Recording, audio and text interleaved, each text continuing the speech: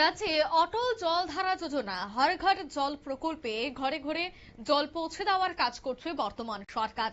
এমনটাই দাবি সরকারের, কিন্তু তারপরেও রাজ্যের প্রত্যন্ত এলাকায় দেখা যায় যে শুখা মরশুম হোক বা বৃষ্টির মরশুম, সব ক্ষেত্রেই ছড়ার জলই হয় অন্তিম ঠিকানা পানীয় জলের।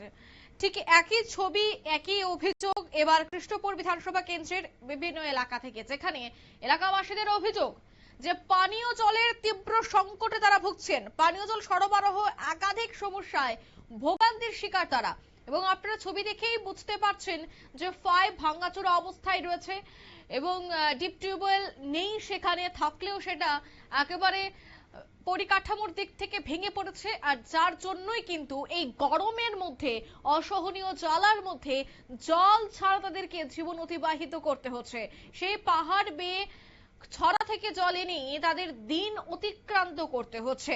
তবে অভিযোগ রয়েছে স্থানীয় জনপ্রতিনিধিরা এই বিষয়টা সম্পর্কে অবগত থাকলেও এখনো পর্যন্ত কোনো ধরনের কোন উদ্যোগ গ্রহণ করছে না।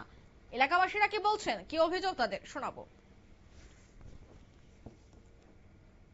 সবচেয়ে সমস্যা জলের সমস্যা, রাস্তার সমস্যা, এগুলোই আমরা বেশি সমস্যা। এই মধ্যে এই এলাকার মধ্যে যে জলের সমস্যা আছে, কত পরিবারের বাসে এখানে? আমরা এখানে আছি টিলার মধ্যে প্রায় 70 পরিবারের মতো। 70 পরিবার মধ্যে মনে করো 10 পরিবার পাওয়া যায়, আর সব বাকি পাওয়া যায় না। জল পাওয়া যায় না। বাড়িঘর দেখলাম মনে করে বাড়িঘর লাইন আছে, লাইন আছে, এটা নিচের আগে ছিল আর কি, আগে নিছিল। তখন তো এই বড় সাপ্লাইদের দেওয়া এই লাইন কাটটা দিছে। আচ্ছা, এটা বানু ও 10 পরিমা না না, এটা এই জায়গাটার নাম কি? এই জায়গাটা মুমিনতিলা আকানে। আচ্ছা, আপনার এলাকার মধ্যে পানীয় জল আইনি ঠিকভাবে? জলে আয় না, জলের লাগে সমস্যা। একদিন আইলে 4-5 দিন আয় না জল। একদিন কি মাথাটাতে একবারে আমরা মাথা থেকে লাস্ট দিকে জলই আয় না এক ফুটাও। সাপ্লাই লাইন দেখো, ব্যবস্থা নিতেছেন তোলাম বাড়ি আগানোতে। মানে জলের তো সমস্যা আপনারা এই এলাকার মধ্যে তো জলের সমস্যা। কি কারণে জলের সমস্যাটা? জায়গায় জায়গায় পাইপ ফাটে রয়েছে। হ্যাঁ, তারপরে এই অর্ধেক রাস্তা পর্যন্ত জল আয়, আর এই বাদ বাকি মধ্যের থেকে মানে জল পায় না তারা।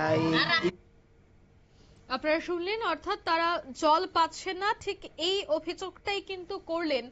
অন্যদিকে তাদের অভিযোগ হচ্ছে যে কৃষ্ণপুর বিধানসভা কেন্দ্রের বিভিন্ন এলাকায় এই বিষয়টা সম্পর্কে সেখানকার জনপ্রতিনিধি এবং প্রশাসনিক আধিকারিকরা জেনেও কোনো ধরনের কোনো উদ্যোগ গ্রহণ করছে না, আর যার জন্য কিন্তু গভীর সমস্যার মুখে এবার তারা পড়লেন। নিয়ে নিচ্ছি ছোট্ট একটি বিজ্ঞাপন বিরতির, সঙ্গে থাকুন।